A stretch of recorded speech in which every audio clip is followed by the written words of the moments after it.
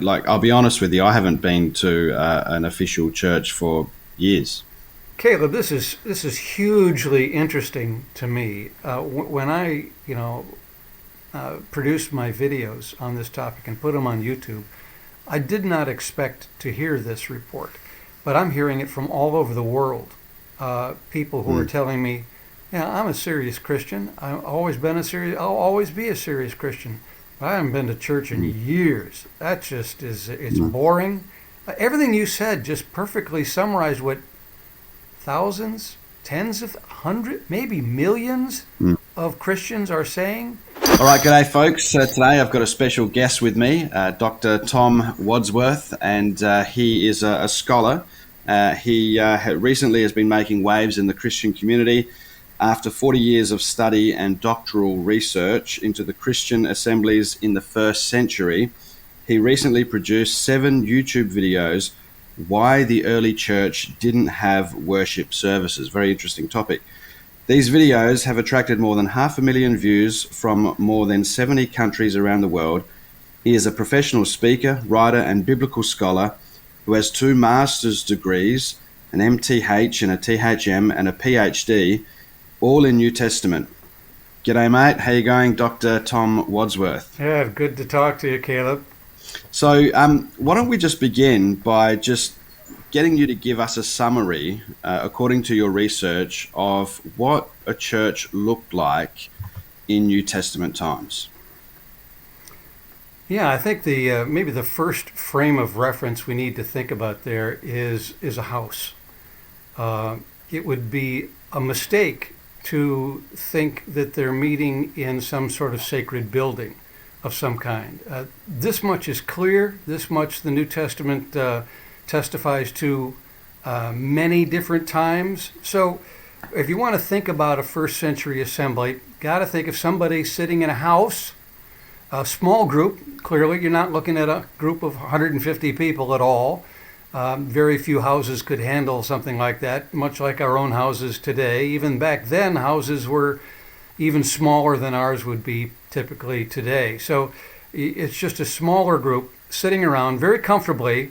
There's no sense in which they feel like they're in a sacred building or that they need to dress up special in order to be at this holy place. There's none of that going on.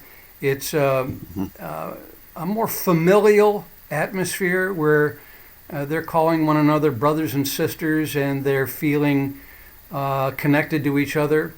And so that's sort of the environment you're looking at.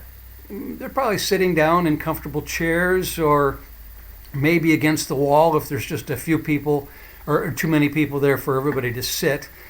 James chapter 2 talks about somebody needing to stand while other people might have the privilege of sitting. Okay. So you've got that kind of environment going on. And then in terms of what takes place, I analyzed all of the verbs of speaking that are found in reference to Christian assemblies in the first century.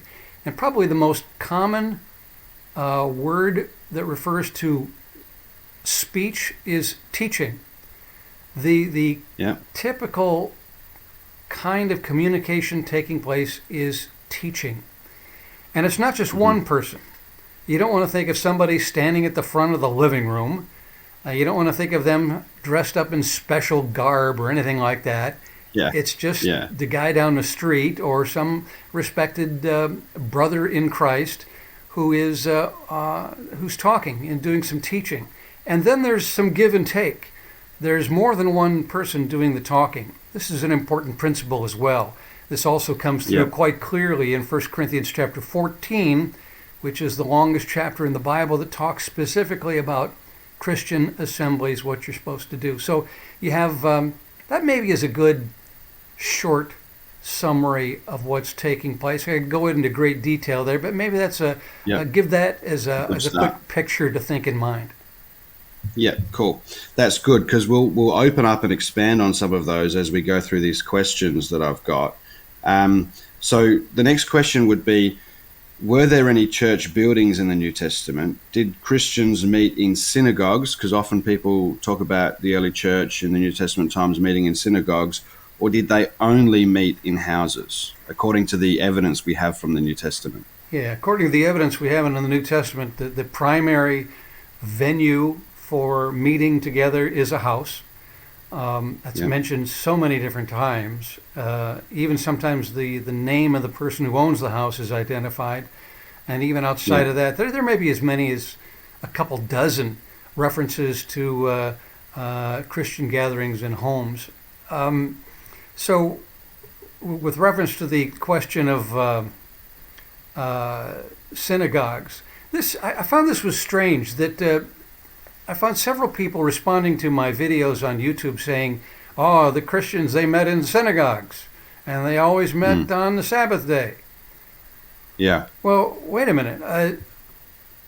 You look up the word synagogue in the Bible. I mean, you're only going to find it in the New Testament to begin with. Yeah. And you're going to find that, no, Christians didn't meet in synagogues. It is true that Paul did go into synagogues and make an effort to preach the gospel to this crowd of Jews who were accustomed to gathering on the Sabbath in the synagogue. He found this to be an ideal place to proclaim the gospel and to gain converts. But there is really no evidence that Christians met in synagogues. The synagogues were closely guarded and supervised by the Jews. There was leaders of the synagogues. There was officials involved with this, and for Christians just to come in and take over, it just didn't happen. Matter of fact, I don't see any evidence at all for the first 4 centuries that Christians went into synagogues. 4 centuries. Wow, really? But the other side of that is that Paul definitely used the synagogue as usually his first opportunity, his first venue where he knew that he would be welcomed because he himself was a Jew. He also knew that there was a time in a typical synagogue agenda where they would welcome somebody to offer a word of exhortation. And Paul would say... I thought that was really interesting in the book of Acts. Yes. Yeah. Paul said, this is a great idea. This is perfect opening for me. And boy, do I have a word for you. And so he would stand up and then he would gain converts. And usually it appears that they would meet elsewhere. They'd find somebody's home and then gather there. So that's it's primarily home-based, certainly not exclusively so. And certainly Christians did not have sacred buildings. They did not have church buildings as we do today. But they're meeting in, and the place again is not mandated where. They could meet anywhere. They could meet in a synagogue if somebody would let them, but probably that would not have been the case. Cool. One of the things that I often hear people say is they try to say that the only reason the early church met in people's homes is because of persecution, and they couldn't start up church buildings and so forth. In your research, do you find that to be true? Like, obviously you've researched the New Testament, but you've also researched, early church literature and so forth. Do you find any evidence to support that claim that the only reason they met in homes was to avoid persecution? The short and quick answer is no. There's no evidence for that. I mean, I'm sure that there were cases when there was persecution going on in a given city, in a given climate, at a given time, when maybe the Christians would have found some refuge in somebody's home. But, even in Acts chapter 2, before persecution even begins, they're meeting from house to house. So they're not waiting for persecution to determine where they're going to meet. They're already going to houses. Acts chapter 5, it's mentioned again. They're meeting from house to house. And then even when persecution does happen in Acts chapter 8, Paul goes house to house to drag people out of their homes. So there's not necessarily any safety in a home. That's a great point. Now, they're meeting in homes because this was the natural thing to do. I think that this is just a guess on my part. Christianity was such that when people were converted, when they accepted Jesus, when they believed the gospel and became Christians, they immediately felt a kinship, a brotherhood with the other Christians, and there was this familial feeling among them, so that that they've just met with one another in homes. Another aspect of this is we sometimes think that they're meeting in a temple, but even Jews did not really have regular meetings in the temple, in a holy place. Right. There's another anachronistic error we typically make about thinking about the temple. The temple is a place where Christians would, or where Jews would go to pray, but usually praying individually.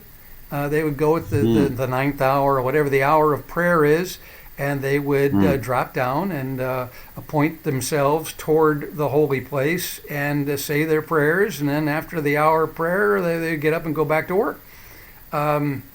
There's no evidence that there was leader-led prayer in the for Jews in the temple. Maybe once a year, or sometimes maybe the big feasts, there would be some gatherings in the temple of Jews.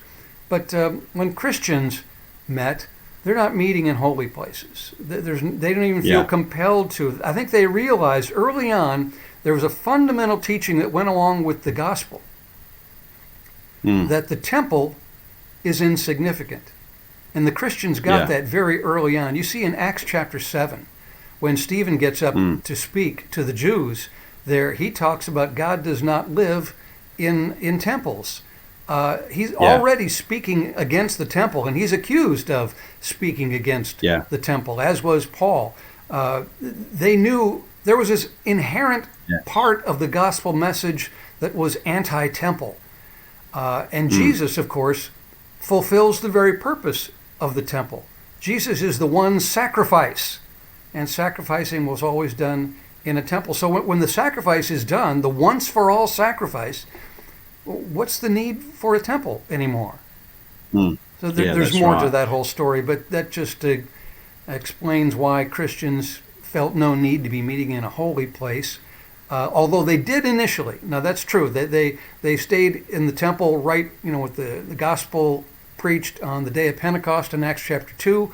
They're right there in the vicinity. It is the day of Pentecost, so there's a zillion Jews surrounding around the temple and in the temple grounds.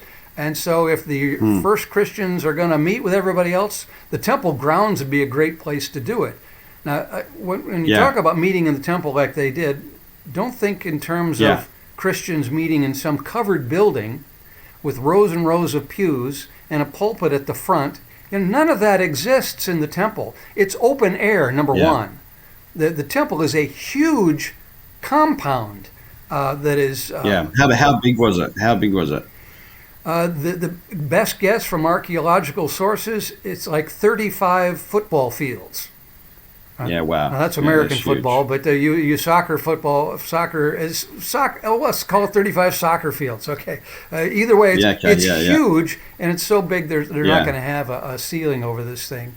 And in the temple grounds, there would be commerce, there would be conversation. Some people would offer their prayers. There's discussions taking place in a normal temple activity outside of the Christians. And so it was a natural place for Christians to go to talk to one another and meet one another. But that quickly ended. I don't think you see any evidence of Christians meeting at the temple after Acts chapter 5.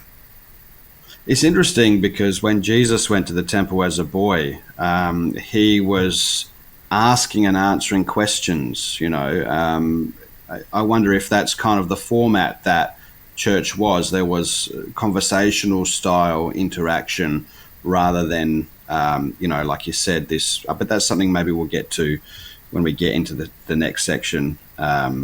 That I wanted to talk about, but maybe we'll stick to the house churches a little bit so we don't go off track, and then we'll bring all those points up as we go along.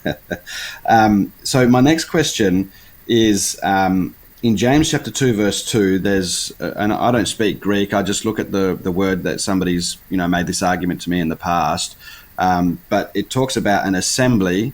When somebody comes into your assembly, and the word assembly there is in the Greek like synagogue or something like that, and they try to say that that is evidence that they met in the synagogue. What do you think about that verse? Yes, the Greek word there is synagogue, which is also the Greek word for synagogue. But Yeah. very few Christian scholars think that the word synagogue there in James 2:2 is referring to an actual synagogue. There's a few things you need to remember. The common Greek word that is used in the New Testament to refer to Christians gathering is synago. That's the verb form of synagogue. It means to So gather that's the together. verb form of synagogue. Yes.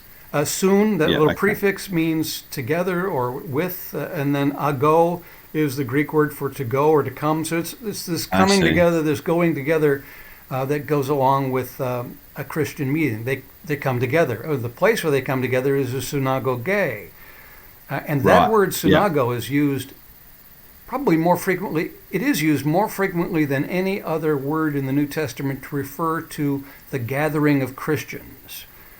And then there's one Right, other okay. word in Hebrews 10:24 and 25, this famous verse that's often used to shame Christians for not going to church and not assembling Hebrews, yourselves together. Well, Yeah, the Greek word yeah. there is episynago, Right. episynagoge, Yeah. which is to come together in the same place. So the Right. point is, Right. it's likely there in James chapter 2 that James is using this term synagogue in its generic sense of a place of gathering. There in James 2, he also calls it your synagogue. Right. It's not the Jews' synagogue, but it's your gathering place. If somebody comes into your gathering place, and all Right. the other stuff, so that's the context in which it happens. That's more than likely what James is getting at by using that term there. It's the only time we see that word, and by the way, it has Yeah. baffled scholars for centuries as to why he would use that term. But remember, this is likely James, the brother of Jesus, who was also a major church leader in Jerusalem. He was considered to be maybe the focal point of Jewish Christianity in the first century. Highly revered, highly regarded by everybody in the first century. And he is the Jew of the Jews. And so there's a lot of evidence throughout the book of James that he uses a lot of Jewish language and terms that they would have recognized in that culture. And so synagogue is just another one of those. But here it probably means in a generic sense of your place of gathering. Yeah. Okay. Cool. So it doesn't have to refer to a specific building. It can just refer to a home or something like that where they've been regularly gathering together. Right. Yeah. Cool.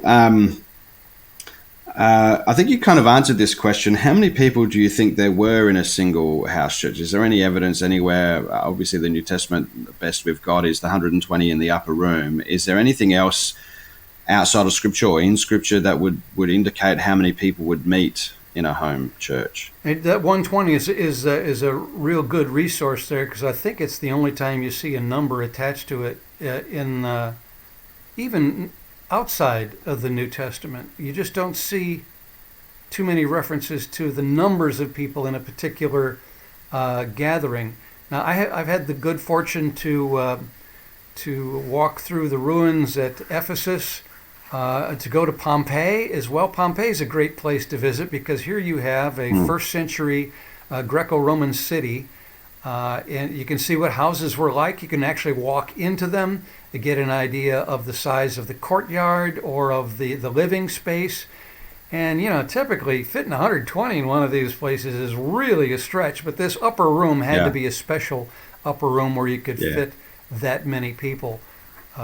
Could be like an outdoor entertainment area, like what we have, in Australia. We have like outdoor areas under, we call it a veranda. I don't know what what word you guys use, veranda or pergola or something.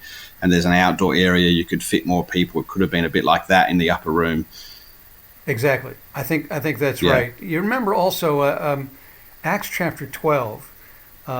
Peter is in jail, and a bunch of Christians are gathered at the house of Mary in Jerusalem, and they are praying for Peter. Well, he is released, and he comes to the house, and they're all surprised to see him. And then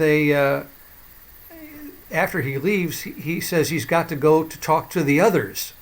And so the idea is there's probably a whole bunch of other Christians who aren't at Mary's house, but are probably somebody else's house throughout the city.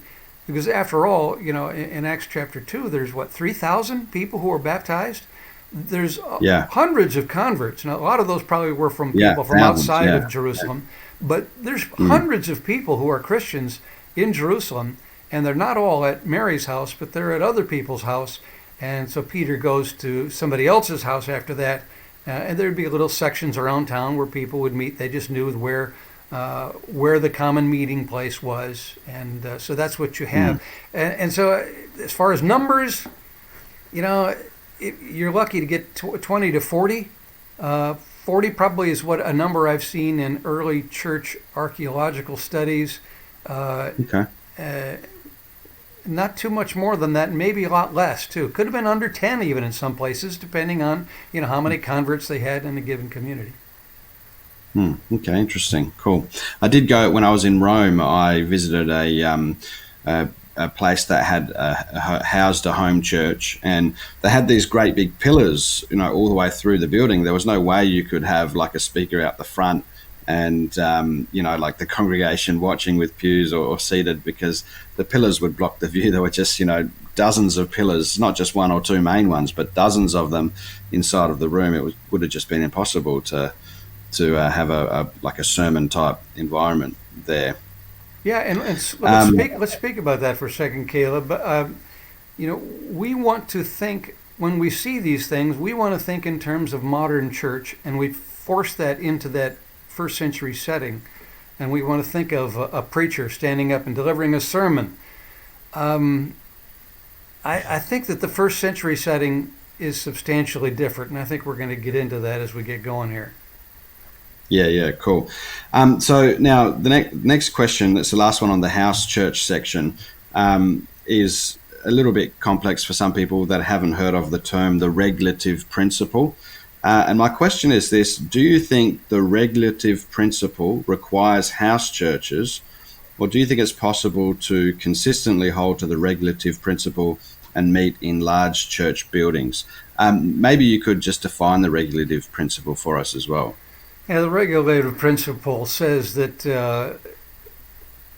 it's basically trying to distinguish between scriptures that are prescriptive and scriptures that are descriptive. In other words, when you have a prescriptive scripture, you're having a passage that is prescribing or commanding that for all time and all places, that things must be done just like this. That's a prescriptive verse. But then there are verses that are descriptive, that simply just describe what was taking place without any connotation that there's an expectation that Christians for all time in all places will do things in a particular way. Now, it turns out with a lot of the passages that talk about first century assemblies, most of them are descriptive. And the times you get into prescriptive matters regarding the assembly, you have Paul, like in 1 Corinthians 14, using the word oikodome, which means edification. That's one thing that is prescriptive, that is required, that all things that are done in the assembly must be done to build up one another. It's remarkable how much leniency Paul gives the Christians there at Corinth. Already their meetings are rather chaotic, and he wants them to be done decently and in order, for sure, as he says in verse 40 of that chapter. But the primary thing he's looking for is edifying one another. That if you're going to pray, make sure that other people understand what you've said so that they are edified by what. If you're going to sing a song, make sure people understand it so that they are edified. If you're going to speak in a tongue, make sure it is interpreted so that people are edified by that. No matter what you do, Paul says in verse 26, let all things be done for edification, oikodome.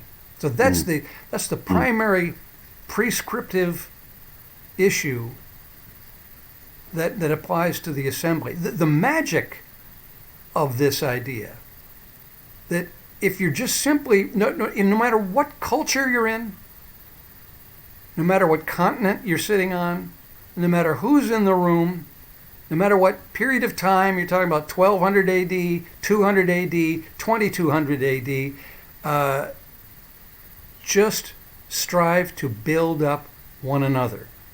And a lot of the other details will take care of themselves if you get that principle down to begin with. Okay, cool. All right, so now we get into the next section of questions that I had. Actually, I did have one more question actually with the house churches. I just remembered on my list here. The New Testament talks about the School of Tyrannus as a meeting place that Paul met, and people say that that's an example of a church building in the New Testament. What's your thoughts on that? I tend to think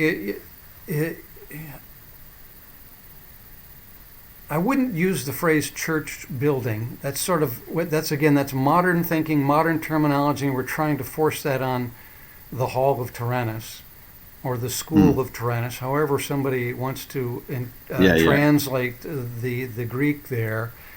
What it probably was, it was a meeting place that could be rented, perhaps. It could be that Tyrannus is the guy who owned it and thus rented it out as a meeting place or a lecture hall, if that's possibly what was going on there.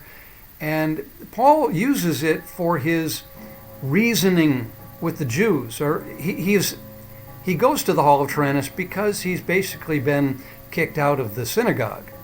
He had been teaching in the synagogue repeatedly for a long time before that becomes untenable. And then he moves to the Hall of Tyrannus and then continues doing this on a regular basis. I get the impression, reading from, this is Acts 19, verse 9, where you see the Hall of Tyrannus mentioned. I get the impression that he's using this venue as part of his evangelistic work in the community to be reasoning with people on a regular basis in this open air or this place that's open to the public. Anybody can go. And then he can teach and inform anybody about the basics of the gospel. I don't think that the Christians used it as a meeting place, although it's indeed possible. And there's certainly nothing that would be objectionable about Christians using it. They just probably have to pay for it because it sounds like go ahead.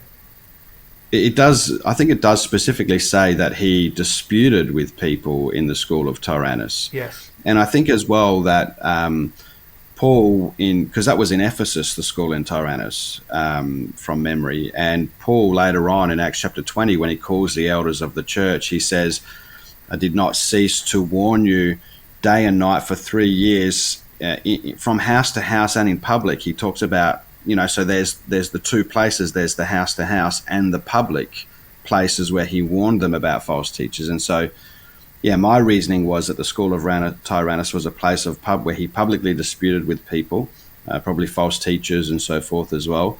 And that was a public location, and he also taught them from house to house. That's kind of how I understood the School of Tyrannus, which seems to fit with what you're saying as well. So now that's a very good verse to point out, Caleb. And that, by the way, he's talking to the Ephesian elders when he says, "I did not hesitate to teach from house to house and in public."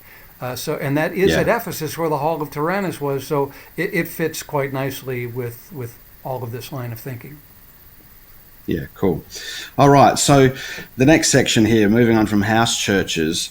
In your lecture series, you've made, I think, quite an interesting statement, and I made a poll on this on my channel to see what people would think, although some people misunderstood the poll. But you've said that Christians, when they came together, they didn't come together to worship, they came together to fellowship or to edify one another, to build one another up. Can you expand on that a little bit? Because that's a very controversial statement. Everywhere I go, people seem to think that the purpose of coming together is to worship God, but you're saying that's not the purpose, at least not the main purpose. Yeah. We have houses of worship. We have hours of worship that are usually posted on the sign outside the building.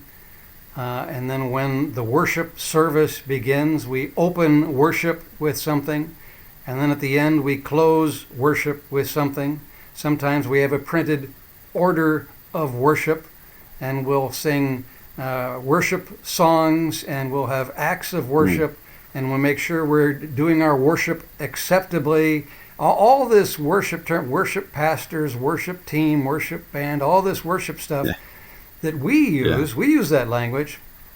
But one thing that stunned me when I first stumbled on this was the New Testament never uses that language in reference to first century assemblies. The word worship is absent when in all these discussions about Christian assemblies. This stunned me when I stumbled on this 47 years ago in 1977. I was preaching through 1 Corinthians, and I came to chapter 14, and it talks about dealing with the assembly. That's the topic of the entire chapter. And I was stunned that when he pointed to the purpose of everything that is done, he didn't say the purpose of everything you do is to worship God. Never does he mention that. Neither does anybody else mention that. From Acts, or rather from Matthew through Revelation, it's just not there. And so that's what really motivated my entire doctoral dissertation, to do an extensive study of, number one, how scholars have dealt with this issue, and number two, how the New Testament deals with Christian assemblies and the language they used in reference to them.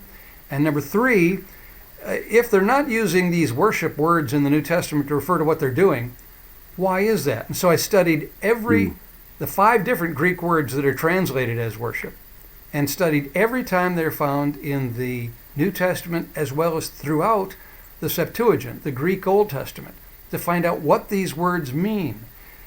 And sure enough, they are never used to refer to what Christians did when they got together.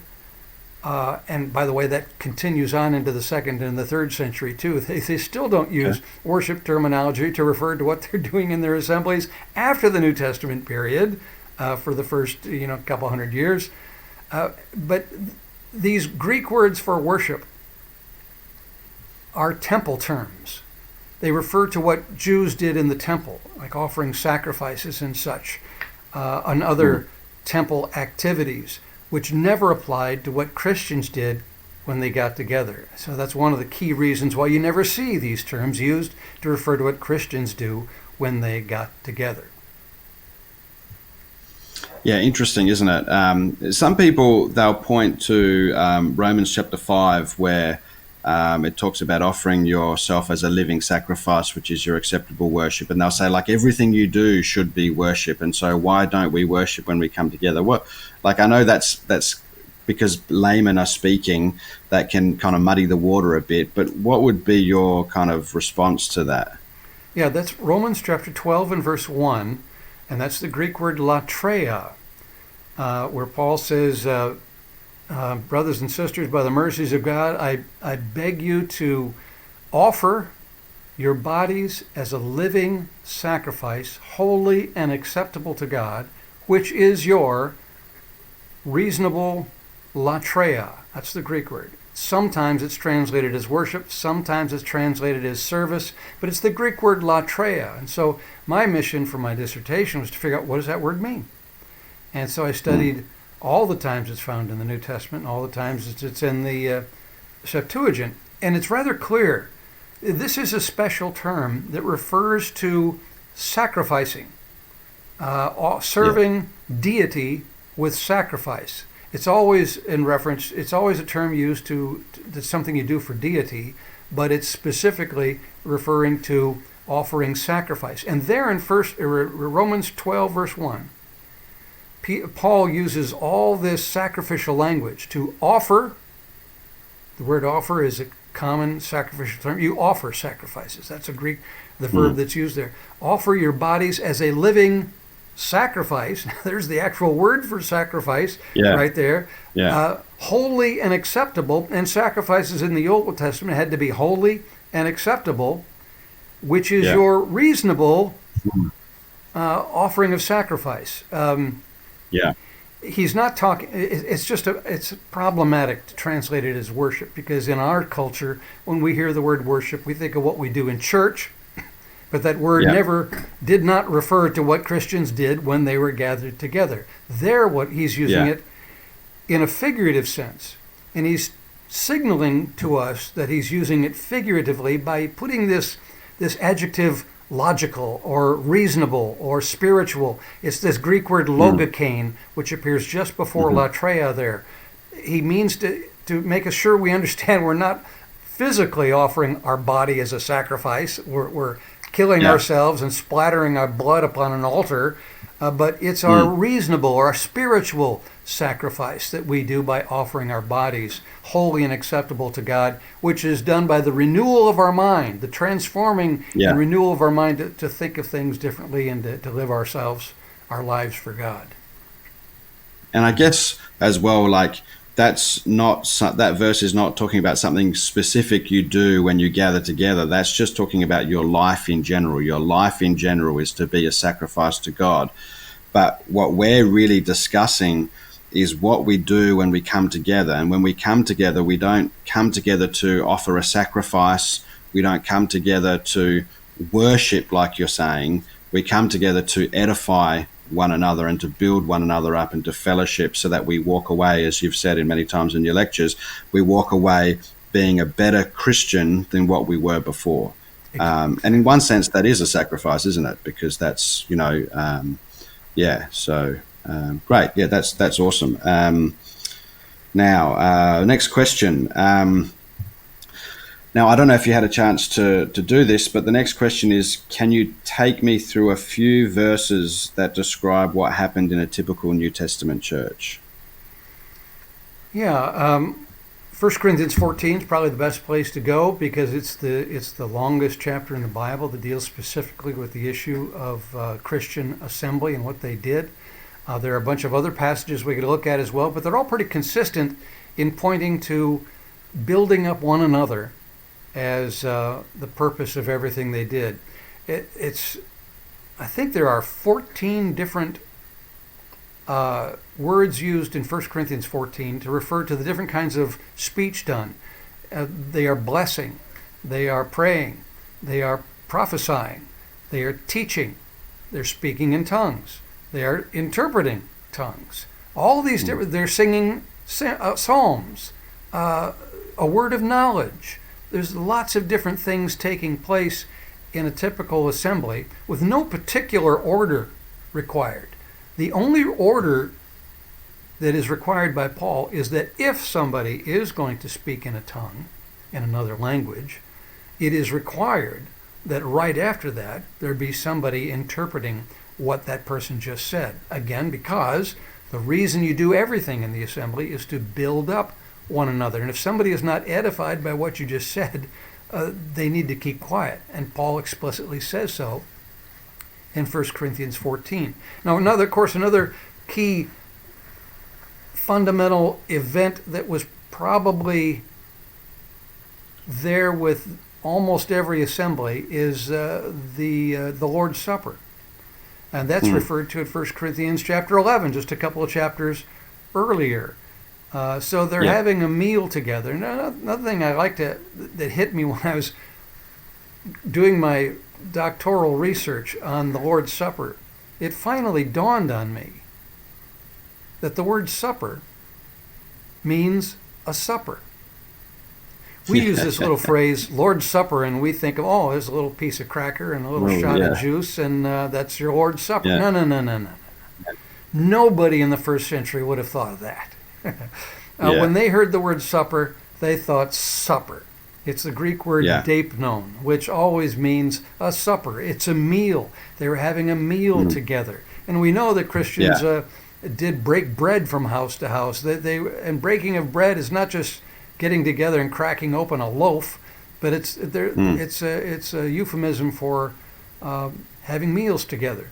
And sometimes we still use that today. You want to break bread today? Let's go to a restaurant. And so that was common also in the first century, breaking bread and having meals together. And I sense that the way the Lord's Supper would have been observed in that culture is they would probably pause at the beginning of their meal together, like it's a church potluck almost, where they would maybe break bread. I mean, literally break a loaf of bread and pass it around, and let's remember what this loaf represents. It represents Jesus' body broken for all of us, and that we're all part of the body of Christ. And then when they would get to a glass of wine or whatever they're drinking, they would have raised the glass and say, this represents Christ's blood shed for us, and let's remember what that means for us. And so that was a part of the Lord's Supper. Paul specifically mentions in 1 Corinthians 11 that some people were abusing the Lord's Supper by going ahead and getting drunk and ignoring some other Christians there at that house who didn't have anything to eat. And that's just the opposite of what the Lord's Supper should be. You've got to be considerate of everybody. It's a loving, compassionate, one anothering kind of event where you got to be thinking about other people. What do you think about that passage? I think it's in the book of Galatians where Peter is not eating with the Gentiles, he's only eating with the Jews, and Paul speaks about how he rebuked him. Do you think that was a moment where they were kind of gathered together and they were having the Lord's Supper, but they were kind of segregated or something? Do you think that's possible, or is that just something I just randomly, wrongly popped into my head?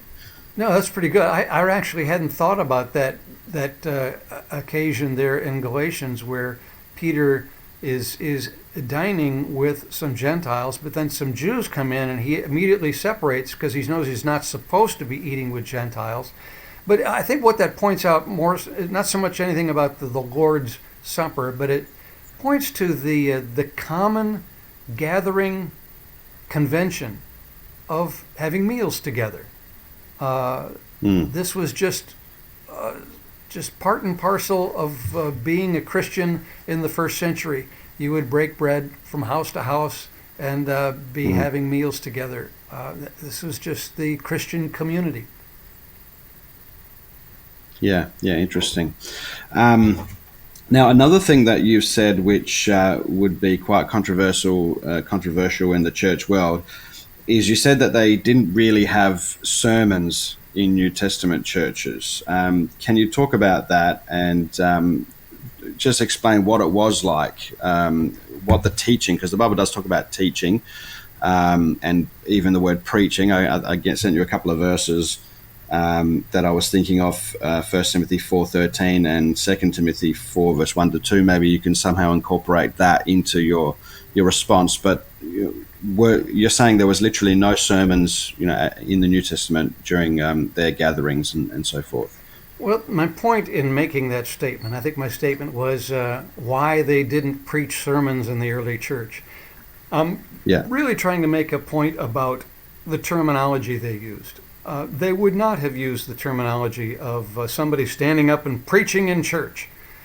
Preaching, the Greek words are kerusso and euangelizomai.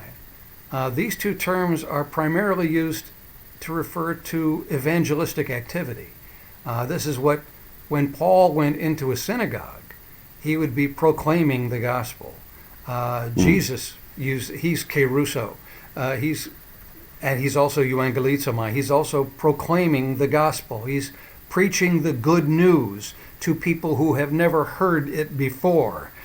Preaching and proclamation is a communication strategy done before outsiders, not before Christians. The word sermon also is interesting to note here, that even though we use the word sermon repeatedly, the word sermon is not even found in the Bible. It's not even found in the Sermon on the Mount, which should blow your mind. Now, it might be in a little subhead that's been injected there by the publisher of the Bible, but it's not found in the text. So this is not to say that preaching sermons is somehow evil and you're going to go to hell if you do it. That's ridiculous. But it's just probably trying to make a point here. If we get back into using biblical terminology about Christian assemblies, we begin to get a better idea of the flavor of what's taking place. They are teaching one another. They are weighing what's going on. There's interaction in the assembly. It's not just one person standing up in somebody's living room and going on for 60 minutes or 40 minutes with a sermon that he's prepared, and then everybody can just sit there and shut up, and then you can leave when I'm done. This is a participatory gathering, that a point that is often missed, and I think our churches are weaker for it, because nobody in our modern church culture really has an opportunity to develop their ability as a speaker, as a communicator, as a teacher, as somebody who is encouraging other people, comforting other people with your words, whatever words you want to use there. We don't get that opportunity except to chit-chat about the football game before or after the service, right? It's one of the reasons why I'll be honest with you, I haven't been to an official church for years. I just, there's no point in me going. Like, I go there, I listen to, we have some worship, but it's kind of like they're worshiping God, I'm worshiping God. The music's probably pretty rubbish. Then we have a sermon, and I'm just sitting there. The sermon's boring. I already know what the pastor's saying. I'm not learning anything new. Afterwards, I try to talk to people. If you talk about the Bible, people just walk away. It's just like, what's the point of going there? I would get more benefit out of just spending a couple of hours with my wife, asking questions about the Bible and talking about them and grabbing some commentaries and going through them and having a time of prayer. I get more out of that than I ever would going to church. So I haven't been to church for years, to be quite honest with you. I just gather with Christians, and we open up the Word and we have a great time of fellowship. But the Sunday service, I just don't see the point.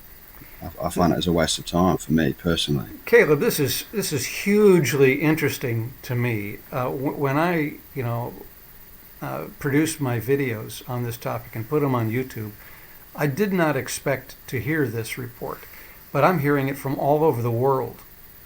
People who are telling me, "Yeah, I'm a serious Christian. I'll always be a serious Christian. But I haven't been to church in years. That just it's boring."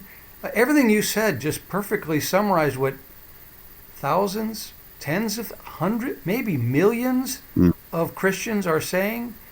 And I think it's time for the church to wake up and smell the coffee here. People are exiting churches by droves. The numbers of people who are counted among church attendees today as compared with 10 years ago, 20, 30, is tremendously reduced, and it's on a downward trajectory that is not good for the future. For these traditional churches to try to survive, they're going to have to rethink what they're doing. And I think it was the COVID pandemic that forced a lot of churches to rethink what's going on, because they shut down, for months, wherever you are around the planet. And that forced a lot of people to rethink, why was I going in the first place? And now, I hear they're going to open up church finally this week. You going to go? This has been pretty nice. I don't really get anything out of that. It was something. I'll confess with you here, Caleb. Several years ago, I had my own son in one of my Bible classes that I was teaching. And he was probably 30 years old at the time, maybe 35. And he confessed, he says, I haven't gotten anything out of a sermon in at least 10 years. Whoa. And that blew me away, because I knew I was the preacher for some of those sermons. But he was just being honest. And, if I'm honest, I haven't got much out of a sermon in years, maybe decades as well, because I get it. I understand where you're going with this. All I got to do is see the sermon title and see the scripture it's based on. Okay, I got it. I know where you're going. Yeah, that's right.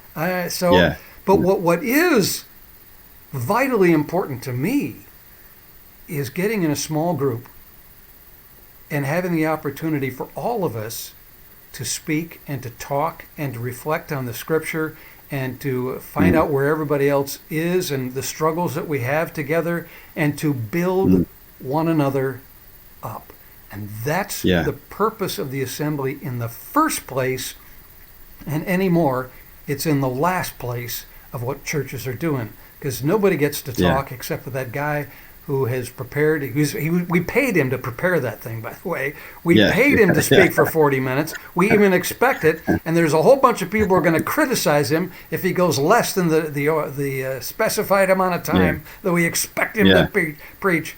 So we're our own worst enemy here. We're causing our own demise of formal Christianity as we know it in the modern age. I don't know if we planned to go down that path, but frankly, Caleb, this is probably the most beneficial part of my research, is realizing what church was supposed to be and what it isn't anymore. Yeah, exactly. Some people, they point to that passage in the book of Acts where Paul preached for a long time, and the guy fell out the window and died, and Paul prayed for him and raised him back up again. And it uses the word preach, and I had a quick look at it last night, and the word translated preach there, whenever you look at how it's translated elsewhere in the New Testament, it seems 90% of the time to be translated as reasoned or disputed. That seems to imply some sort of interaction rather than a sermon or a monologue. What's your thoughts on that particular passage in the book of Acts? Yeah, the Greek word there is dialegomai. We get the word dialogue from it. Right. Reasoning together, dialoguing, talking back and forth. And it could be that Paul just went on really long that time. And believe me, if we want to have people fall asleep and die, we should do more long sermons. It's a great strategy. You can kill off a lot of members by doing that. And if it doesn't kill them off outright, they just probably won't come again if we want to keep doing that. But that's what's being done. Yeah. And there's a lot of people so proud of themselves that they can preach for 40 minutes. I used to be the same kind of guy. Guilty, right here. Guilty. Yeah. But we're really not. Nah. What's a crime today is that all the talents, the spiritual gifts, the wisdom, the insight that resides in all the members sitting in those pews lies dormant. It never gets tapped in a typical church service today. But in the first century, they were there to build up one another. People were teaching. They were blessing one another. They were maybe singing, praying, different people speaking, engaging in one another, this dialegomai, this dialogue. And I don't want to miss that, frankly. If I can go into a group and have the freedom to speak and to listen to other people and hear the insights that they have, I don't want to miss that. Exactly. I have a few groups of people that I do that with, and I won't miss it. It's gold. So I guess my next question then is, what is the role of elders in all of this? Because a lot of the time we tend to think that it's the role of elders to do all of the teaching, and that it's our role just to sit under his ministry. What's your thoughts on that? Yes, elders seem to be a key component of a typical ecclesia, a typical church in the first century. And yes, elders were supposed to be apt to teach. And I do get the impression that teaching was a key function of elders. But I also get the impression that there's a plurality of elders in each individual congregation. I also get the impression that not even the impression, it's clear that there was another role in the first century church called the teacher. The word teacher pops up a bunch of times in reference to churches having teachers as well as churches having elders. And it's probably one of the most common. I think it might even be used more than the word minister. But it's used a lot of times. So it's not as though elders are the only people who can teach.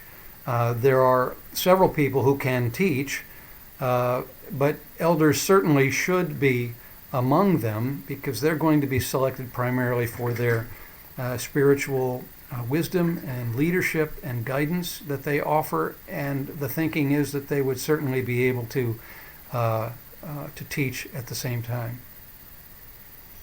I was reading a verse at the end of, you mentioned it in one of your lectures, at the end of Hebrews chapter 5, and it talks about how at this point the recipients to the book of Hebrews should all be teachers by this point in their faith. I'll just read it, and I'll read a couple of verses and then just get your thoughts. So it says, Hebrews chapter 5, beginning of verse 12, "For though by this time you ought to be teachers, you need someone to teach you again the first principles of the oracles of God. And you have come to need milk and not solid food. For everyone who partakes only of milk is unskilled in the word of righteousness, for he is a babe. But solid food belongs to those who are full of age, that is, those who by reason of use have their senses exercised to discern both good and evil." It seems to be saying here that every single Christian should reach a point of maturity where they can at the very least do some teaching. What do you think about that? I think the point of the writer there is the Christians had not been progressing like they should. Were not growing up. They were not maturing like they should be. I don't think his point is that everybody needs to be a teacher, but because elsewhere you look at 1 Corinthians 12, I think some should be teachers. Ephesians 4, I think, also mentions some should be teachers. Some are prophets. Some are evangelists. Not everybody will be a teacher. I think it's also in, was it Romans 12 and 1 Peter 4, where it talks about, it basically aligns two different kinds of gifts, two different categories. One is a gift of serving, and one is the gift of teaching. So people are either going to have a speaking role that they're gifted at of some kind, or they're going to have a serving role. And in my experience, not everybody is gifted at teaching. Some people are naturally very shy, and they'd prefer to be a fly on the wall and be really quiet in a discussion. And they should not be feeling guilty about that. Okay. But I often find that when I'm able to get a person like that to open up and actually share what they're thinking, there's a lot going on there, and we have much to learn from those folks who are naturally shy. They're just, sometimes the people who want to talk all the time are people who are showboats, who are trying to get the attention. They just, they got to be in the spotlight all the time. And that's not necessarily good. There's something to be said about the humility that goes along with somebody who's being quiet. But certainly, the point of the writer in Hebrews 5 is that by this time, you guys ought to be teachers. There's an expectation that if you are a Christian for any length of time and have been going to these edifying gatherings every week for years, by this time, you ought to be advanced to much higher levels of spiritual use. Instead of just being a babe still. But I think the way our churches are organized today is that people could go to church and worship God for 50 years and get really, really good at worshiping God and still be a complete babe in Christ, not having advanced very far, never even having the opportunity to teach anybody anything. We've missed the boat there, and that's the problem. And I think there's a lot of people today, by this time they ought to be teachers. But the problem's not so much their fault. The problem is that the church has not organized itself in such a way so as to allow people to grow and to develop their abilities in teaching and speaking to one another. Excellent. Let's see if I've got any more questions. Well, while you're on that, Caleb, you're on that, there's one question you asked a little while ago that I didn't answer, and you wanted me to reflect on 1 Timothy 4:13. Oh yes, and 2 Timothy 4 verses 1 and 2. 1 Timothy 4:13 is Paul saying to Timothy, until I come, devote yourself to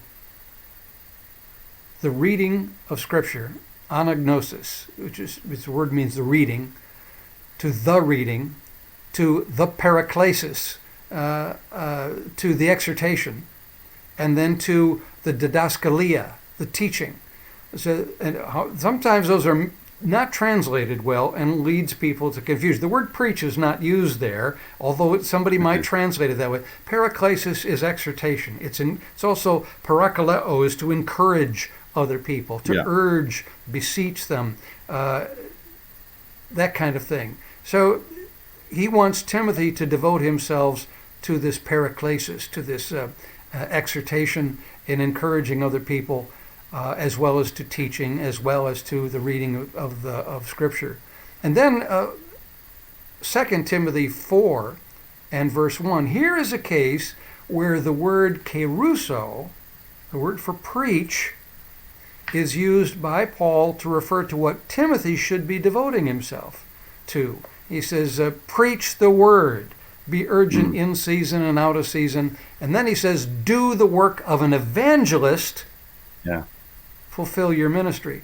So I think there, when Paul says to Timothy to preach the word, he's talking about Timothy's role as an evangelist in the community, to be proclaiming and to be gaining converts outside of the assembly. And then when you can get them into the assembly, that's where you devote yourself to reading, to exhortation, and to teaching of the people who have become Christians.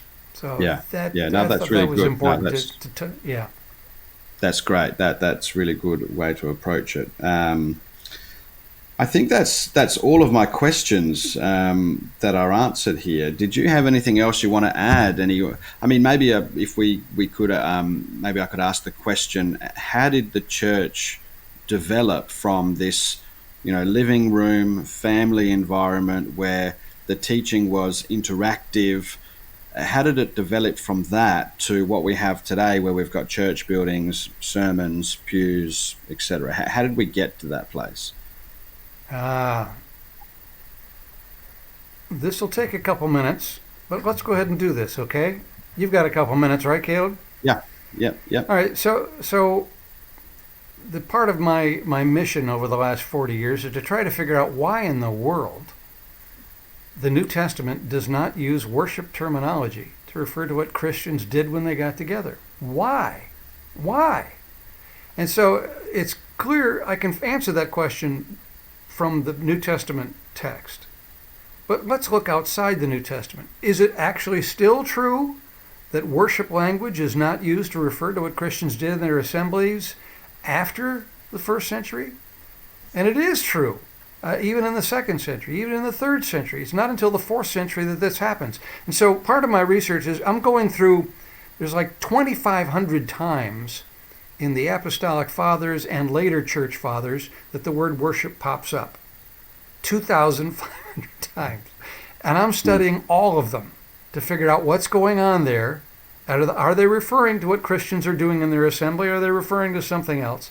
But as I went through all this study, I began to notice certain ideas began to pop up that were strange to me, that started to explain why this worship language was not used in reference to what Christians did when they got together. And that is, they were starting to use temple terms. And the first temple term that got to be used to refer to something that was happening in an assembly is the word sacrifice. And you start to see this really early in the beginning of the second century, where some Christian writers, again outside the New Testament, are calling the Lord's Supper our sacrifice that we offer to God. Now, to a typical Protestant mind, we know that's very strange, because we view the Lord's Supper as representing the sacrifice that Jesus gave for us. But now we start to see this idea in the second century where Christians are referring to the Lord's Supper as something, as our sacrifice that we give to God. Bizarre and strange, and it is. And it's not New Testament thinking. It's not Christian thinking. But one thing that starts to happen after that is once the Lord's Supper starts to be viewed as our sacrifice to God, then the table upon which the Lord's Supper sits begins to be viewed as an altar. And altars had no place in the Christian system of the first century. Altars was something that was in the Jewish temple. It was also in pagan temples. It was the thing upon which you offered sacrifices. But Christians don't offer sacrifices, of course. So they have no use for an altar. They don't even have sacred buildings. But now once you start to view the Lord's Supper as our sacrifice to God, then the table upon which it sits becomes an altar. This sacred altar upon which the sacred sacrifice is to be offered. Oh my. Okay, then the next stage of development starts to take place after that, where the person who presides over that table upon which the sacrifice is offered becomes a priest. And this is Old Testament thinking. This is Jewish thinking. This is pagan thinking, because pagans did the same thing in their temples. They had sacrifices. They had altars. They had priests. Jews had sacrifices, altars, and priests. But now the Christians are starting to adopt this Old Testament language to refer to what they're doing in their assemblies. As the Lord's Supper became this sacred big thing, and it also becomes miniaturized, it's no longer this full meal. It's now this sacred little holy Eucharist. And that changed its nature.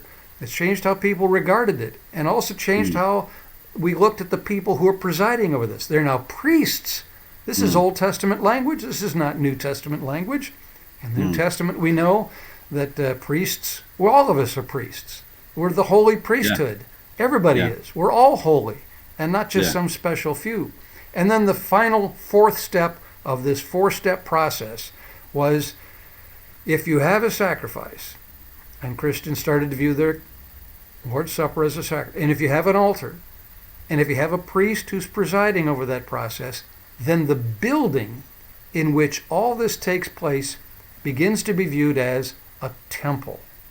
And there is a sermon, there I use the term, preached by Eusebius in the 4th century, around 320 AD, where Constantine had built the Christians this magnificent cathedral. And Eusebius, as a bishop of Caesarea, is given the task of dedicating this marvelous new structure. And he calls it a holy temple of God. Yeah, wow. So now the entire process is complete. Christians had reverted to Old Testament thinking of a sacrifice, an altar, a priest, and a temple. And when you have those things, you have the Greek idea and the Old Testament idea of latreia, sacrificing. This was involved, any sacrifice involved a priest and a temple and a sacrifice and a temple. So you've got all these things together with the concept of latreia. And from there, Christianity continued on with priestly ideas in reference to their special clergy, with referring to the Lord's Supper in special terms that it didn't have in the first century, and the altar concept and the idea of the church building as a holy place. Some of these ideas are not just in Catholicism or in Orthodox Christianity. They are there also in a lot of Protestant thinking as well. So the worship idea is still there because of all those things. What'd you say there? Say it again. We have altar calls. You know, they say, "Welcome to the house of God," as if that house is the temple, of God where God dwells. Yeah, we have all that language. Yeah, it's very much the same. And then the person at the front is like a sacred, revered person who supposedly is closer to God than what we are. So he kind of like is a little bit closer to God than us. Just like the priest was an intermediary. It's almost a little bit like that as well. God speaks to him in a special way. Sometimes on the stage you say, "What was that, God?" Yeah. So yeah, definitely. No, but the idea in the New Testament, we're all the holy ones. We're all saints. We're all priests. Nobody is more special than anybody else. All of us are endowed with the Spirit of God. All of us have something to offer to build up one another. But the modern church system has squelched everybody except for the few that we pay to do it, and they take care of the teaching process at the front. And that's fine for, I was that guy, and I learned a lot by being forced to study for 10 hours every week and come up with something to say. But nobody else got the opportunity to study and to come up with something to say. And there could have been hundreds of people in my audiences over the years who could have developed into to teachers, pastors, leaders in various ways, but they never got the opportunity because our system won't let them. Yeah, it's very sad state of affairs. Hopefully things change, and maybe we can just end by perhaps just giving some advice on, like, if there's people out there that don't haven't been to church, like you said, for a long time, what kind of advice would you give them? Do what Caleb did. He found a group of people that he can meet with and study the Bible with and reflect on Christian living with. Do it on a regular basis. It's very simple. This doesn't take. You don't need to have a master's degree or even any kind of degree. If you can read, if you can talk, if you can think, Christianity is for you, man. The gospel is for all. It's not just for a select few. Everybody can reflect on this. It's remarkable, Caleb. The ability that you have. You've already impressed me with your Bible knowledge.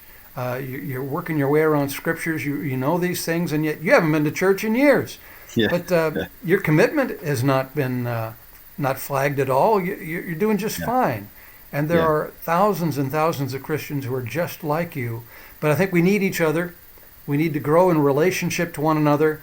That way we make sure we don't fall by the wayside. We don't give up the fight, that we stay with it to the end. And we need to have an influence on other people too. We can't just give it up. So find other people. And find them in a church, but break it into a group. One of the suggestions I have to anybody anywhere is to break big groups into small groups, because it's in the small group setting where you have the opportunity to speak, to ask questions, to express yourself, to encourage other people, to get outside of your shell, and to enact this one anothering that should be taking place in any congregation on the planet. One anothering is another key word that pops in with all this Christian assembly activity. You comfort one another. You pray for one another. You confess your sins to one another. You encourage one another. All this is biblical language used repeatedly over and over again, and yet we don't have that opportunity. But once we get that going, you're going to grow. That's when your lectures really hit me, when I listened to the point about the one anothering. I think that's when it really hit me, because I've had people object and say, well, we do all of those things like outside of church, But then I was like, yes, but that's the point of meeting together. It's the point of the actual gathering is to do those things. If you have to do them outside of the gathering, then you're not really gathering for the right reasons. It's been great to have you. I really appreciate you. We'll have to get you back on as well. This is an excellent topic, something that's been close to me. So I was really happy to listen to your lectures and to hear about your stuff. It's really incredible, and I hope you get more traction, and I hope other YouTubers take you on for an interview, and you get more and more people interested in this, because I think it's a huge deal. I think it's a really big issue. So thanks a lot. You might be encouraged to know my YouTube videos just exploded in the last few months, and there's over 500,000 views, I think, as you mentioned earlier on, and I'm getting comments from all over the place. But I'm able on YouTube, I can slice and dice the statistics to see where people are tuning in from. And 2 of the top 6 cities that are viewing my stuff are Melbourne and Sydney, Australia. Wow. Australia, there's a real hunger for this in Australia, and I've also noted that Australia has a, an active house church movement going on. Okay. It's hard to find it because house churches, almost by necessity, are under the radar, but they're out there. And I encourage anybody listening anywhere, find a small group of people. It may be a house church, it may be just a small group of people at a big church somewhere that you can meet with. Yeah, cool. Excellent. Well, thanks for coming on. I'm going to end the recording, but we'll just quickly stay on to chat afterwards. So let me end it here.